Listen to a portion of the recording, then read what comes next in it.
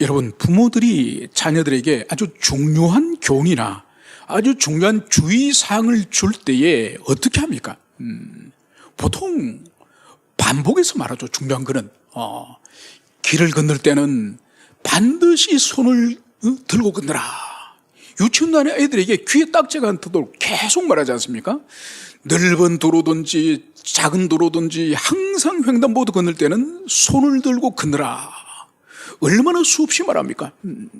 그래서 중요하면 중요할수록 더 반복적으로 더 많이 그 책망과 교훈을 하지 않습니까?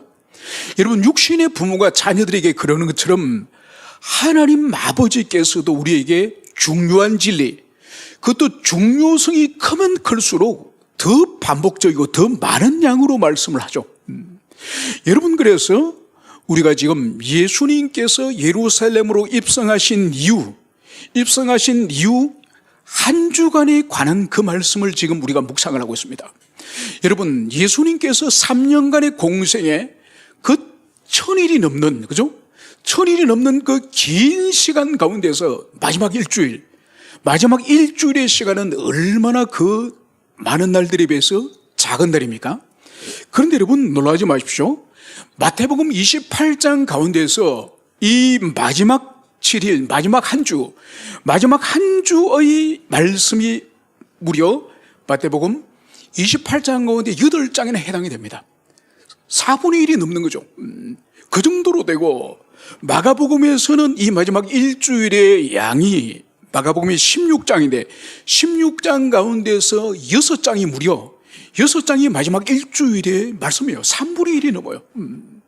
그리고 누가복음이 24장까지 있는데 24장 가운데에서 이 마지막 일주일의 양이 무려 6장이나 되는 거예요. 그리고 일주일의 양이 3년 가운데서 무려 4분의 1이 되는 양을 일주일에 할애했다는 것을 볼 수 있습니다. 여러분, 이것은 그만큼 하나님이 예수님의 일주일의 이 시간 동안에 있었던 사역과 그분이 일주일 동안 가르쳤던 그 말씀이 얼마나 중요한지 그것을 여기서 보여주는 거죠.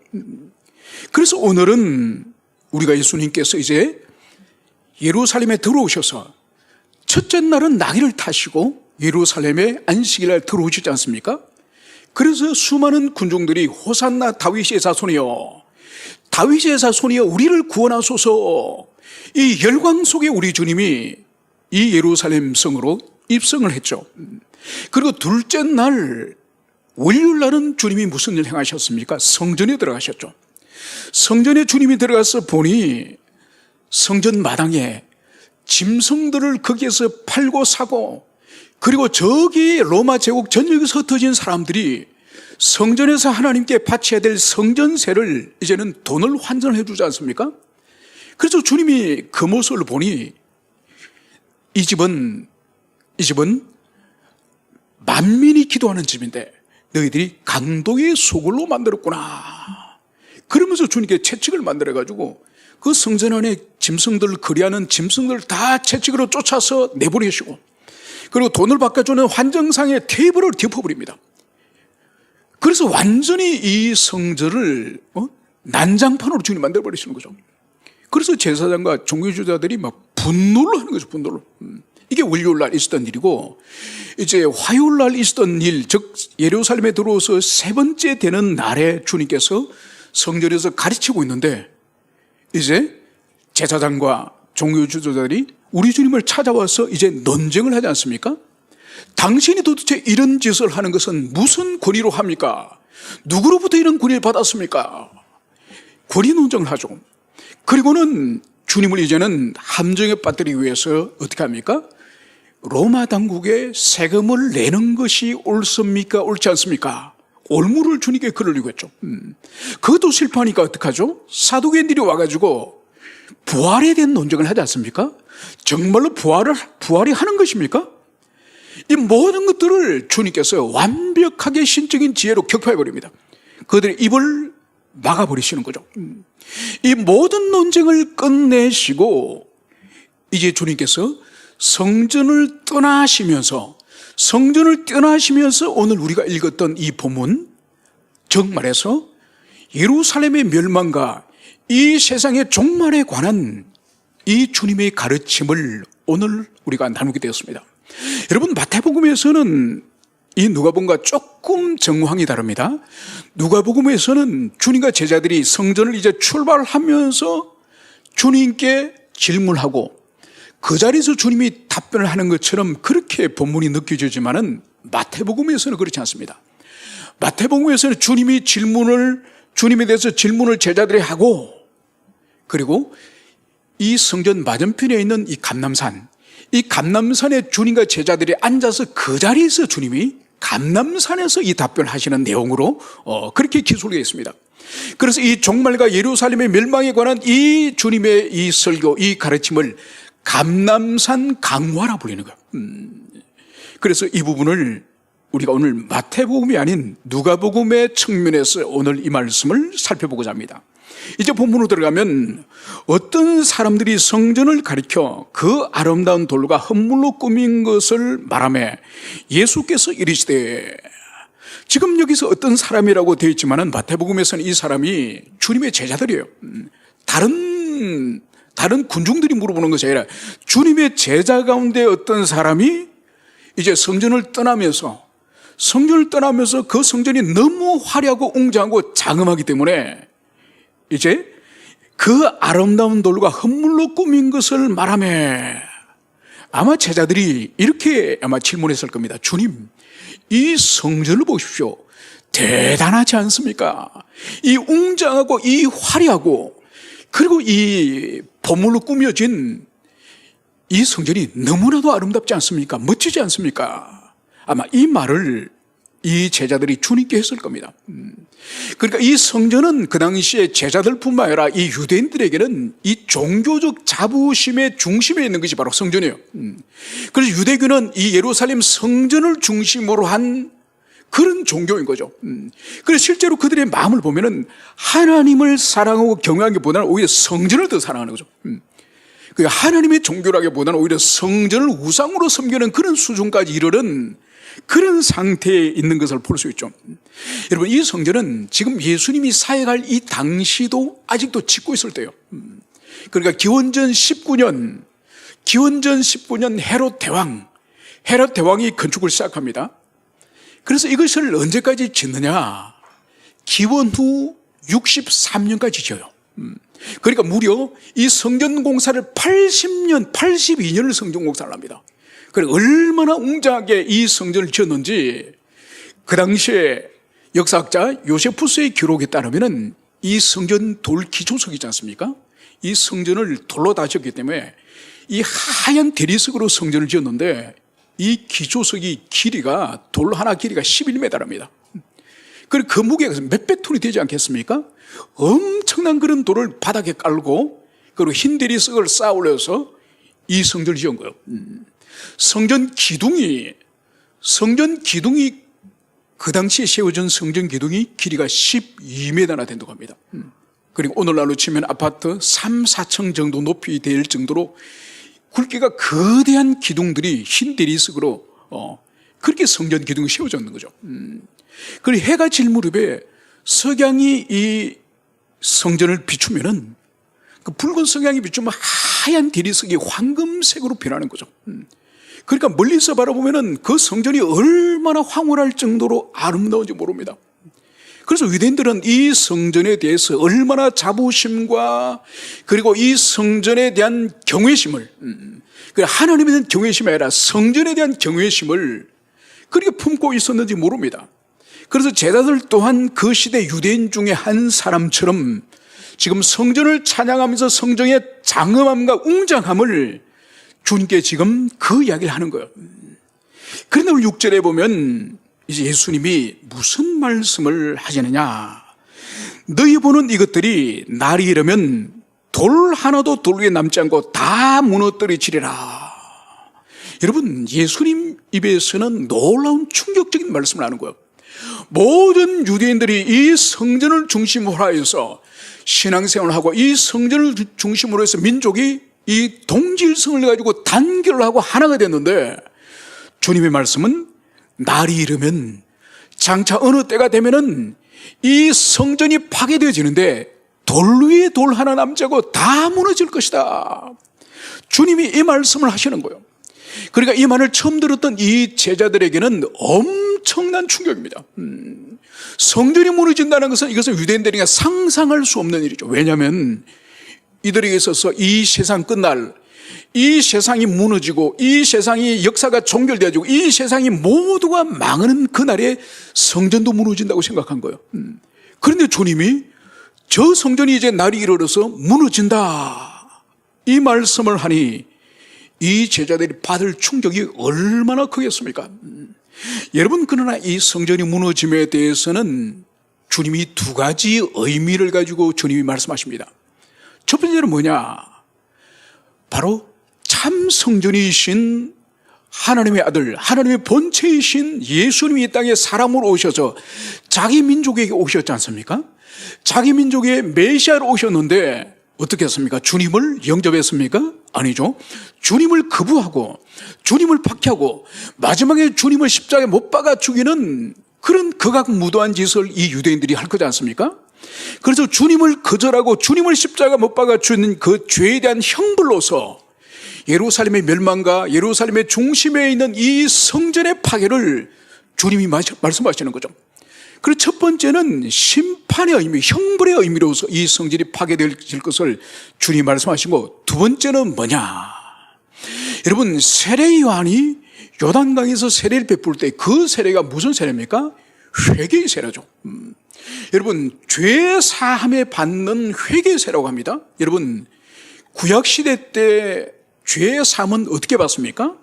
구약시대 때 죄의 삶은 짐승을 성전에 가지고 와서 자기 죄를 하나님께 고백하면서 짐승에게 안수할 때 자기 죄가 짐승에게 전가되어서 짐승을 죽여서 불태워서 하나님께 온전한 제사를 올려드리면 죄의 삶을 받지 않습니까?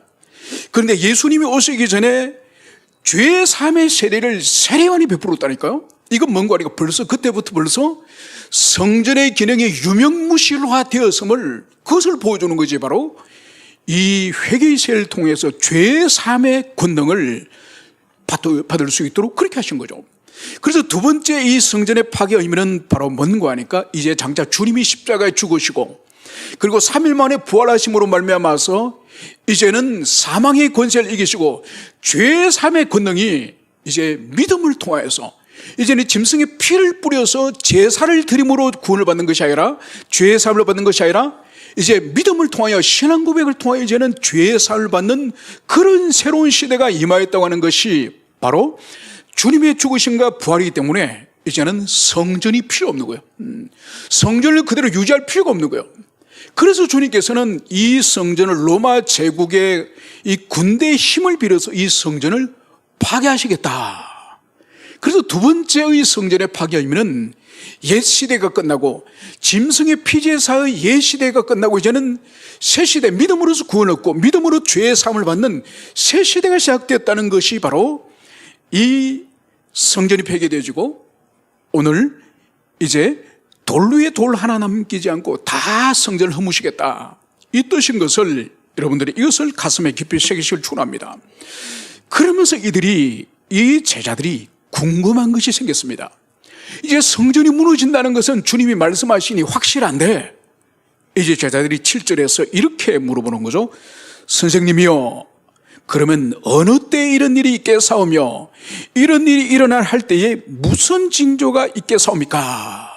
여러분, 제자들이 궁금한 것은 두 가지요. 초점은 두 가지요. 첫째는 어느 때에, 그러면 어느 때에 이런 일이, 어느 때에 성전이 파괴되겠습니까? 세상이 끝나겠습니까? 그리고 두 번째로는 이 성전이 파괴되어지고 세상이 끝날 때에 그 점에 무슨 징조가 있겠습니까?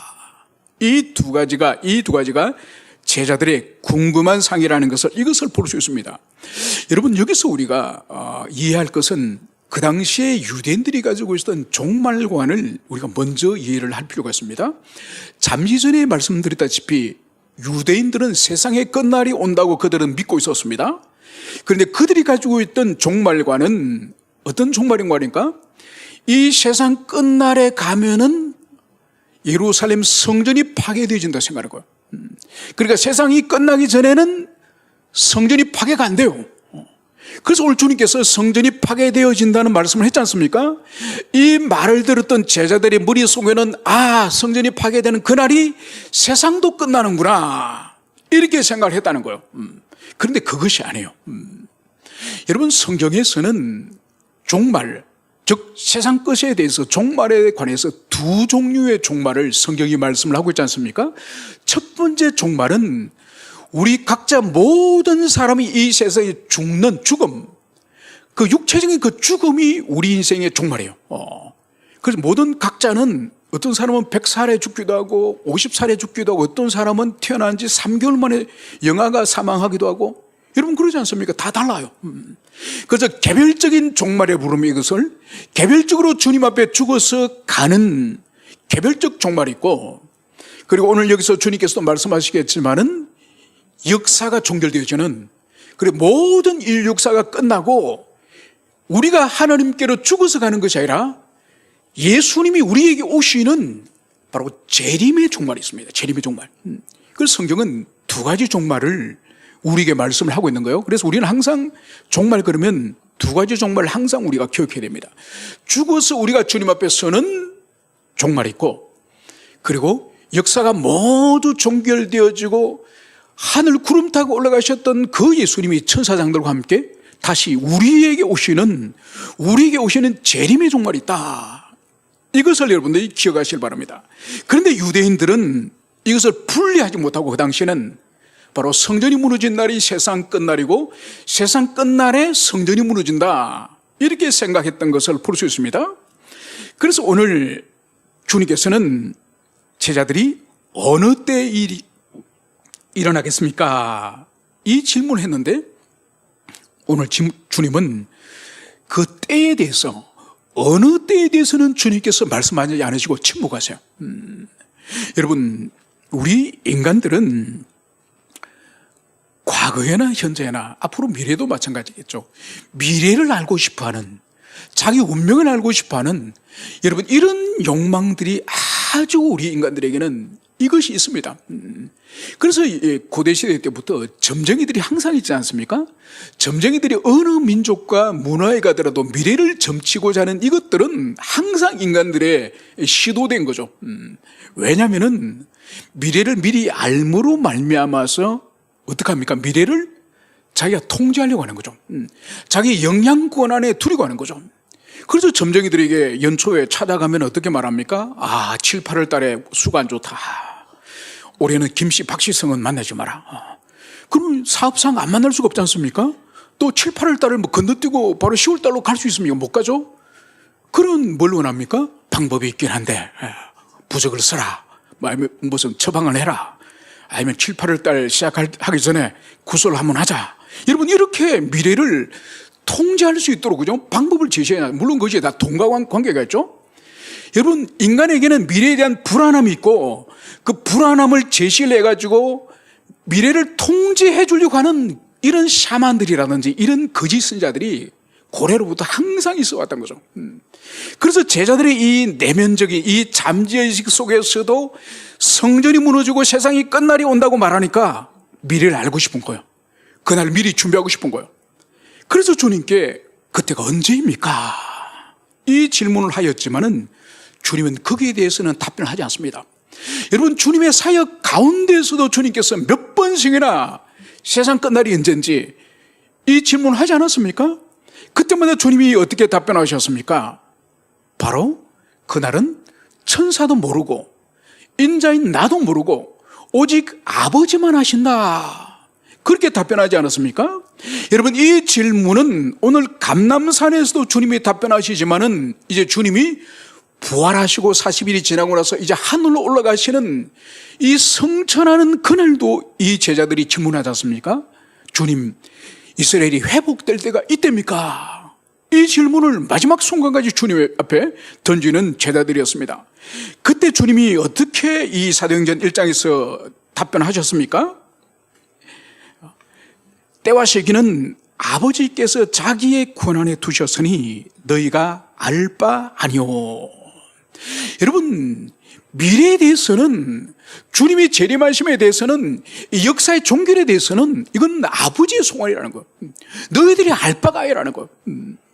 여러분, 만약 우리 자신의 미래에 대해서 알 수 있는 능력을 만약 어떤 사람에게 하나님이 주셨다, 여러분, 그 사람이 행복할 수 있을까요? 만약 어떤 사람에게 당신이 지금 나이가 35인데 100살까지 사는 것이 아니고 36살 되는 7월 달에 심장마비로 당신은 죽을 거야, 여러분, 이런 정확한 이런 어떤 정보를 받았다고 한다면은, 그걸 안다고 한다면은 그 사람 삶이 어떻게 되겠습니까? 아마 두 가지로 흐를 거예요.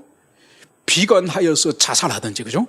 아마 죽는다는 그 날 되기 전에 아마 죽을지 모릅니다. 아니면은 그날을 데드라인으로 정해가지고, 어차피 중원이 실컷 하고 싶은 거 다 해보자. 살인, 방화, 별별 나쁜 짓을 다 하고 죽을 것입니다. 여러분, 자기 미래를 아는 것을 가지고 올바르게 미래를 사는 사람은 아마 거의 없을 거예요. 여러분, 그렇기 때문에 주님께서 유익하지 않기 때문에 알지 않게 하시는 거예요. 우리의 유익을 위해서, 자녀의 유익을 위해서 모르게 하시는 거예요.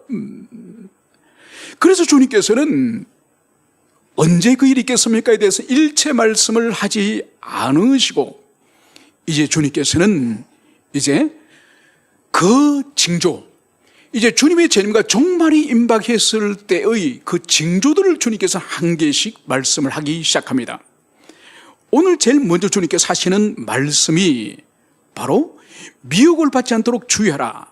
많은 사람이 내 이름으로 와서 이르되 내가 그라하며 때가 가까웠다 하겠으나 그들을 따르지 말라. 여러분, 첫 번째의 조심, 이 징조가 뭔가 하니까 예수님의 이름으로 많은 사람이 이 땅에 올 것이라는 거. 그래서 미혹해야 할 건다는 거예요. 여러분, 미혹해야 한다는 이 뜻이 뭔가 하니까 길을 완전히 잃어버려야 한다는 뜻이야. 그러니까 인생길을 가다 조금 오류를 벗어나가지고 다시 돌아오는 것을 말하는 것이 아니라 완전히 오류를 벗어나가지고 돌아올 방법조차도 모르는 그런 속에 떨어지는 것을 오늘 여기서 미혹받지 않도록 주의하라. 그러면서 많은 사람이 예수님 이름으로 와서 내가 그리스도다, 이렇게 주장한다는 거예요. 여러분, 이것은 예수님이 이 땅을 떠난 이후부터 역사 속에 계속 재림 예수라고 자칭하는 인간들이 역사 속에 계속 있었습니다. 동서고금을 막론하고. 여러분, 지금도 보세요. 지금도 한국에 살아있는 예수가 40-50명이 넘어요. 40-50명. 여러분, 저기 경기도 양주에 가면 하늘궁이라는 데가 있습니다. 그 하늘궁에 완전 꼴짝이 하나를, 그 하늘궁 타운을 지어놨더만요. 빌딩도 얼마나 많은지 몰라요. 그리고 거기에 사진 찍은 걸 보니까 아마 그 회원들, 교인들이 다 모였겠죠? 완전 궁 옆으로 막 구름대까지 사람들이 모였더만요. 이야, 교회는 안 오고 그런데 다 갔더만요. 이야, 참. 그러니까 보니까 그 사람이 설교라는 거 하는 거를 제가 어디 보니 짤에 있어서 한번 봤습니다. 어떻게 말하는 거 하니까, 내가 누구라고요? 내가 이 땅에 지금 오기 전에 2000년 전에 내가 누구였죠? 예수님. 자기가 2000년 전엔 예수님으로 있다가 지금은 이 땅에 흠옷이로 왔다는 거예요. 흠옷이로. 여러분, 그러니까 사람들도 아멘, 아멘, 박수 막. 여러분, 과천에 가면 또 한 노인이 있습니다. 한 늙은 노인이 있어요. 여러분, 어느 시대든지 사람들을 미혹하는 이 사람들이 계속 역사 속에 일어나고, 그런데 여러분, 인간이 얼마나 어리석고 무지하였으면 참된 것은 싫어하고 이 헛된 것을 얼마나 악한 인간은 추종하는지 모릅니다.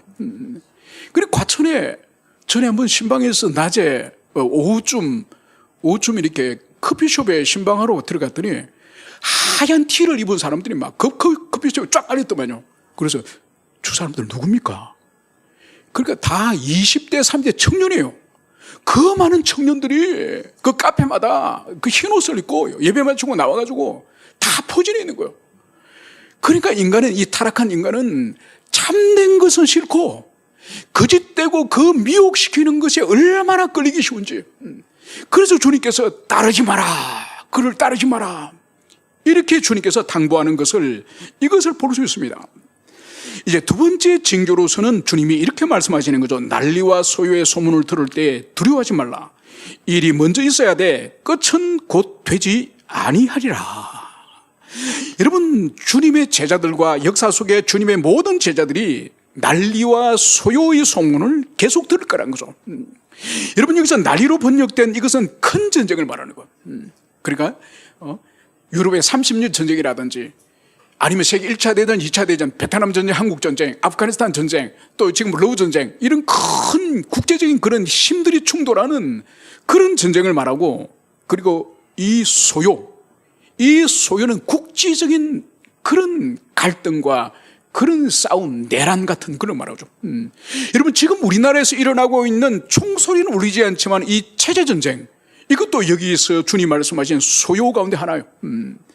그래서 끊임없는 국제적인 전쟁의 소문과 그리고 국내 내부적인 계급이나 사회의 그런 민족과 그런 인종 분규라든지 그런 일들이 역사 속에 계속 일어난다는 것.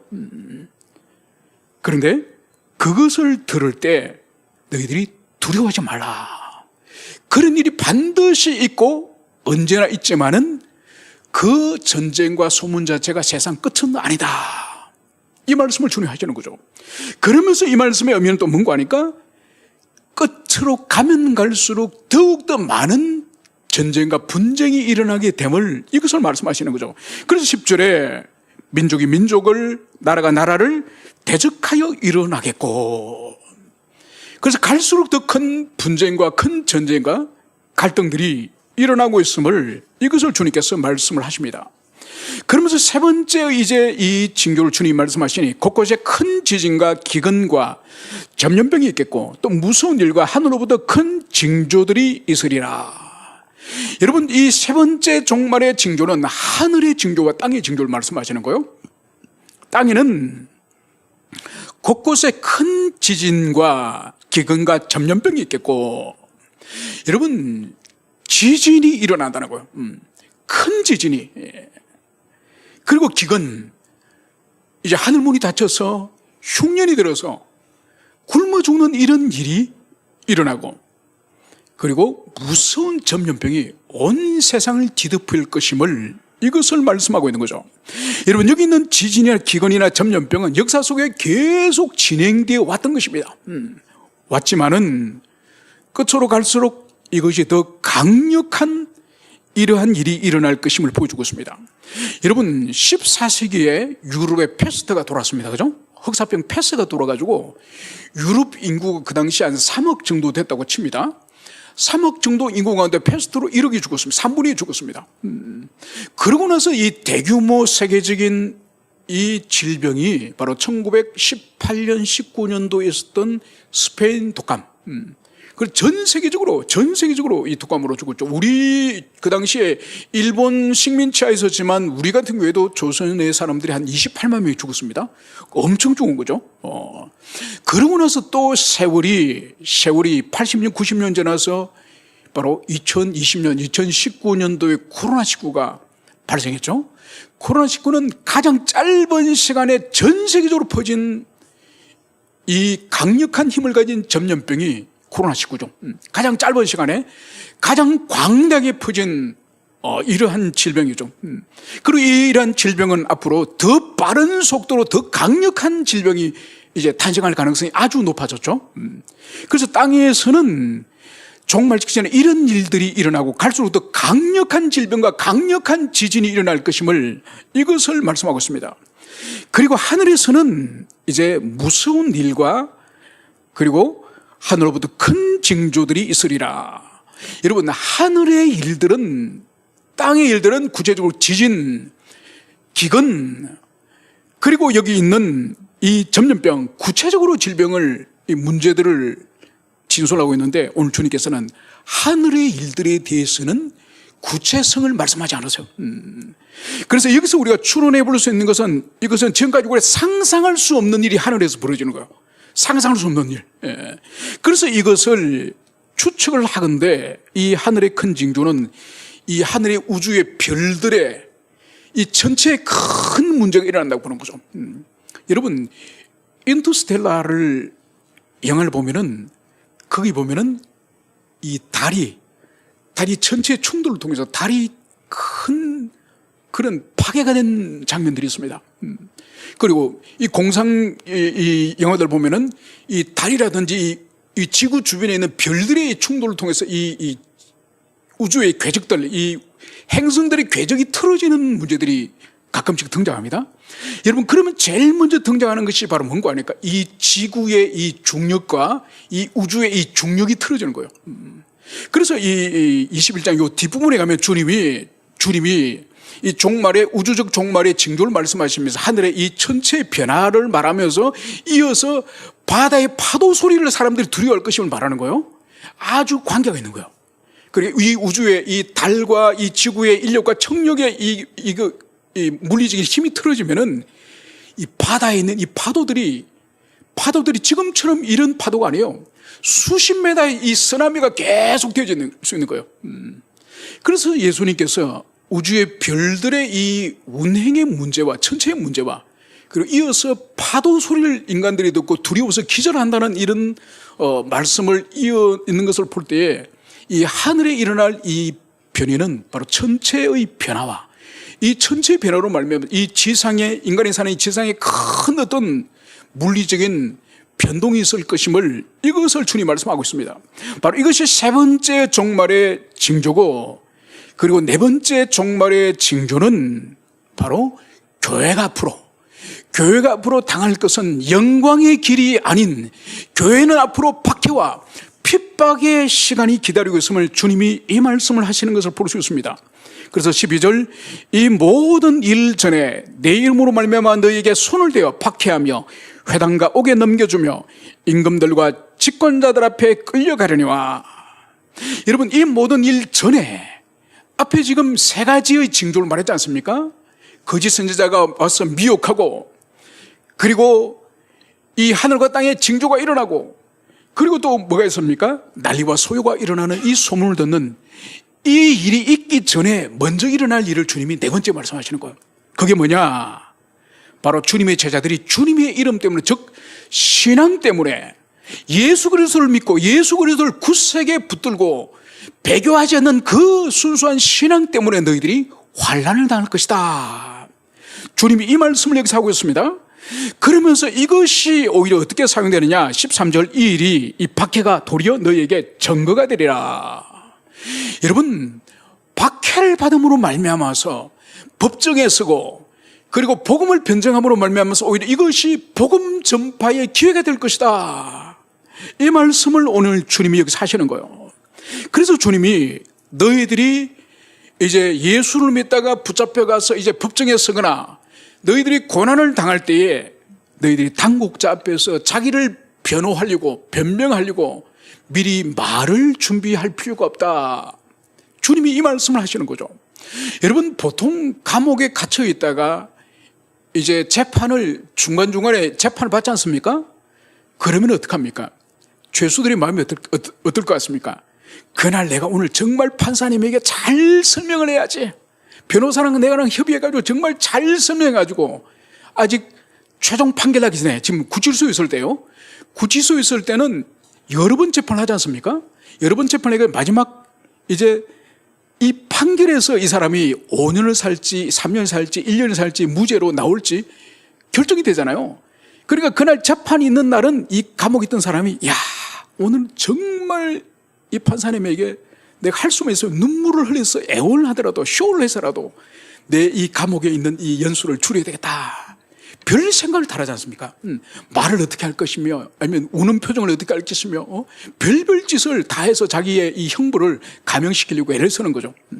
주님은 너희들이 복음 때문에 내 이름 때문에 끌려가면은 미리 그렇게 하지 마라. 그렇게 할 필요가 없다. 그러면서 주님이 어떤 말씀을 하시죠? 15절 내가 너희의 모든 대적이 너희 대항하거나 변방할 수 없는 구변과 지혜를 너희에게 주리라. 여러분, 주님께서 성령을 통하여서 믿음으로써 이제 자기 신앙을 고백하고 믿음으로 배교하지 않는 그 사람을 향해서 이제 성령께서 그 사람이 대적과 논쟁하여서 충분히 이길 수 있는 그 지혜의 말씀을 주시겠다. 주님은 이 말씀하시는 거예요. 그래서 사도행전 4장에 보면은 사도들이 요한과 베드로가 성전에서 복음을 전하고 가르치다가 어떻게 됐습니까? 예수님처럼 똑같이 붙잡혀서 사내들인 공의에 끌려갔습니다. 거기서 이제는 고초를 당하면서 신문을 받죠. 그런데 성령께서 베드로와 요한에게 놀라운 지혜의 말씀을 주시니 그 대제사장이나 바리새인과 율법학자들이 어떻게 됩니까? 논쟁에서 지는 거죠. 그러면서 그 사람들이 뭐라고 합니까? 아니, 저 사람들은 갈릴리 사람이 아니냐. 그러니까 제대로 우리의 율법을 전문적인 학원에서나 아카데미에서 배운 적이 없는데 어떻게 저래 말을 잘하느냐. 그러면서 이 사도들이 오히려 제사장과 이 율법학자 압도해버립니다. 그래서 다시는 복음을 전하지 마라. 그러니까 이 베드로가 나오면서 무슨 말을 한마디 하죠? 우리가 사람을 좋게 하라, 하나님을 좋게 하라. 우리가 사람의 말을 듣겠습니까? 하나님의 말씀을 듣겠습니까? 그래서 우리는 계속 하나님 말씀을 따라서 전하겠다는 거예요. 그래서 성령께서 이 사도들에게 탁월한 지혜의 말씀을 주셔서 전혀 율법학자들에게 열등한 것이 아니라 오히려 그들 압도하는 그런 능력을 부여했음을 주님께서 말씀하시는 것입니다.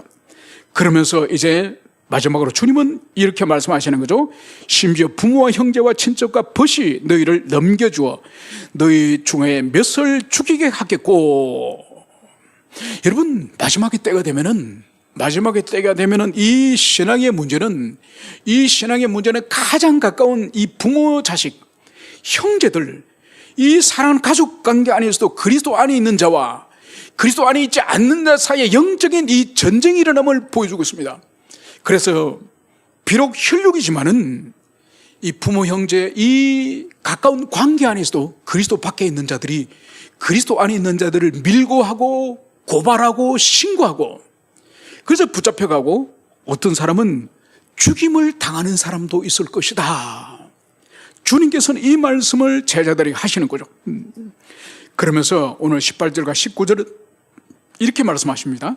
너희의 머리털 하나도 상하지 아니하리라. 너희의 인내로 너희 영혼을 얻으리라. 여러분, 주님께서는 오늘 전혀 상반되는 말씀을 하십니다. 그러니까 너희 중에 몇천 끌려가서 죽을 것이다. 이 말씀을 하시면서 너희 머리털 하나도 상하지 아니하리라. 여러분, 이것이 무슨 말씀입니까? 아니, 끌려가서 몇은 죽는다고 말씀하셨는데 머리털도 하나도 상하지 않도록 보호해주시겠다는 이 말씀이 서로 충돌되지 않습니까? 여러분, 문자적으로 이 말씀을 해석을 해서는 안 되는 거죠. 머리털까지 상하지 않고 지켜주시겠다고 하는 것은 이 육체의 머리털을 말하는 것이 아니에요. 너희들을 온전히 지켜주셔서 조금도 하나님 아버지께서 너희들을 방임하지 않으시고 너희들의 영혼을 완전히 지켜주실 영혼군을 말하는 거예요. 그래서 이 땅에서 육체는 박해를 당하고, 육체는 고문을 당하고, 육체는 상함을 당하고, 육체는 불태움을 당하여 죽더라도, 그러나 너희들의 영혼은 도무지 손을 댈 수 없고 너희들의 영혼군은 누구도 막을 수 없는 바로 하나님의 손 안에 너희들을 보호하고 있다. 이 말씀을 주님이 여기서 하고 있는 거죠. 그래서 너희의 인내로 너희 영혼을 얻으리라. 바로 종말의 때, 마지막의 때, 그날 향해서 달려가는 우리에게 필요한 최고의 미덕이 뭐죠? 인내, 오래 참는 인내. 갈수록 세상은 더욱더 박해와 그리스도인들에 대한 조롱과 미움들이 충만해져 가고 있지만은, 그래서 우리에게 필요한 것은 오래 참는 인내. 그 인내로서 우리의 영혼을 구원에 이르도록 지켜라. 주님은 이 말씀을 여기서 하고 있습니다. 여러분, 지금 전 세계적으로 오늘 주님께서 오늘 말씀하시는 너희가 모든 사람에게 미움을 받을 것이다. 여러분, 오늘날 전 세계 사람들에게 점점 미움을 받는 존재는 그리스도인이에요. 그래서 이미 유럽과 미국의 일부는 이미 예수를 믿으라고 복음을 전할 수 없는 사회가 되었어요. 예수를 믿으라고 말하면 안 됩니다. 왜냐하면 누구나 믿지 않고 싶은 자유가 있기 때문에 믿으라고 말하는 것은 믿지 않을 자유를 침해하는 거기 때문에 그 사람은 벌금을 물거나 감옥에 가는 거예요. 그래서 최근에 어떤 영국의 아이의 한 사건을 보도한 것을 봤습니다. 뭔가 하니까 학교 안에서 지금 미국도 그렇고 유럽의 대부분 나라들이 그렇고 이 생물학적 성, 어머니가 자기를 낳아주는 성이 남자 여자가 있지 않습니까? 생물학적 성이 이제는 중요한 것이 아니고 사회학적 성이 중요하다는 거야. 그게 뭔가 나는 남자인데 나는 여자가 좋아, 여자가 되고 싶어. 그러면 미성년자인데도 아이들이 부모와 상의 없이 성전환 수술을 할 수 있도록 법이 만들어진 거예요. 그래서 성전환을 자유롭게 학생들이 아이들 합니다. 자유롭게 할 수 있는데 문제는 성전을 하고 나서 하나님 말씀을 들었다든지 부모의 조언을 들었다든지 아니면 목회자의 말을 듣고 내가 잘못했네, 나는 처음으로 다시 원래대로 돌아가고 싶어, 원래대로 돌아가려고 할 때는 돌아갈 수 없도록 된 거야. 만약 원래대로 돌아가려고 할 때 옆에 있는 선생님이나 목회자가 조언을 해가지고 그래 잘 생각했다, 여러분 원래대로 돌아가도록 하는 것을 조력을 하면은 그 사람 감옥 갑니다. 여러분 미국과 영국과 유럽은 벌써 이런 법이 준비된 거예요. 우리는 아직도 차별금지법이 통과가 되지 않은데 통과가 되고 나면 이런 단계까지 나가라고요. 여러분 그래서 이 세상은 점점점 교회와 그리스도인들은 이런 법에 의해서 우리는 좁은 길을 갈 수밖에 없는 거예요. 물론 입을 닫아서 차별금지법에 대해서 잠잠하고 동성애에 대해서 잠잠하고, 여러분 교회가 세속화되고 인본주의화되어서 그 사람들에 대해서 아무 말도 하지 않고 오히려 박수 쳐주면은 아무도 교회를 박해하지 않아요.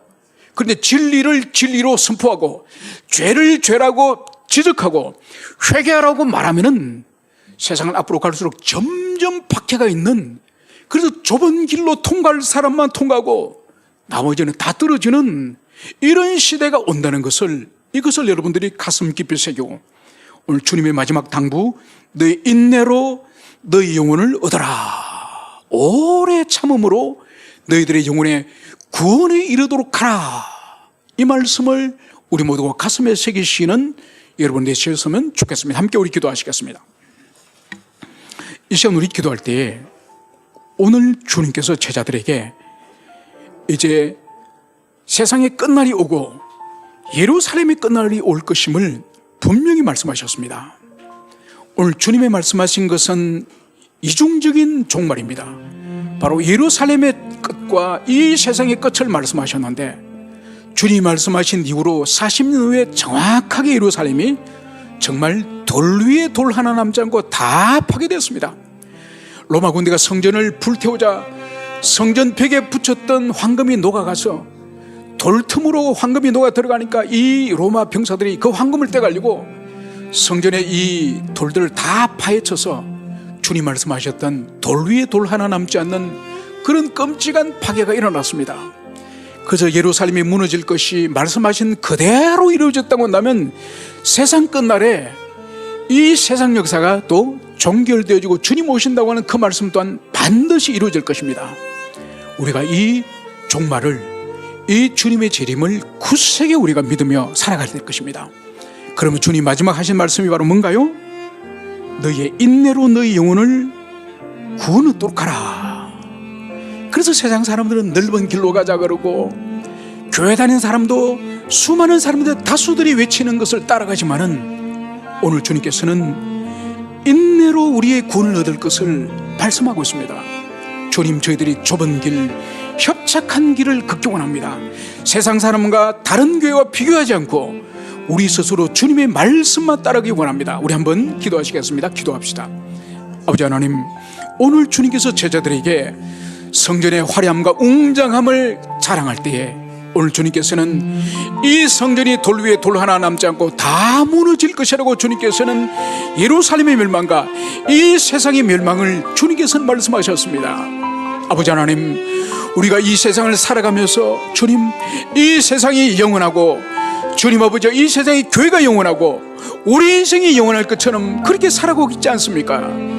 그래서 세상과 구별됨이 없이 세상 사람과 똑같이 먹고 마시며 즐기고 주님 쾌락을 누리는 그런 삶이 우리 인생의 중심이 되고 있지 않습니까? 오늘 주님께서는 반드시 세상 끝이 올 것이며 그 세상 끝이 올 징조를 주님께서 말씀하십니다. 그래서 이 징조를 볼 때 우리가 주님 이 세상이 끝이 가까이 오고 바로 주님이 올 날이 가까우고 있다는 것을 마음 깊이 새길 수 있도록 도와주시고, 우리가 인내로서 주님 우리 영생을, 우리 생명과 구원을 우리가 얻을 수 있도록 주여 오래 참을 수 있도록 주님이여 도와주시길 간절히 원합니다. 세상 사람과 주님 다른 사람들이 넓은 길과 넓은 문으로 들어갈 때에 주님 우리가 그곳을 기웃거리는 자들이 아니라 주의 말씀이 인도하는 좁은 길을 걸어갈 수 있도록 주여 저희들 모두에게 주님께서 은총을 베풀어 주시기를 간절히 기도드립니다. 아버지 하나님, 오늘 주님께서 제자들이 성전의 화려함과 웅장함에 감탄할 때 성전이 돌 위에 돌 하나 남지 않고 모두 무너질 것을 말씀하고 있습니다. 성전은 만민이 기도하는 집이지만은 이 유대교 지도자들과 그 시대 사람들은 바로 장사치들의 소굴로 만들어버렸습니다. 그래서 주님께서 이 성전을 파괴하시고 참 성전으로 오신 우리 예수님을 믿음으로 구원을 얻는 새 시대를 여셨다고 말씀하고 있습니다.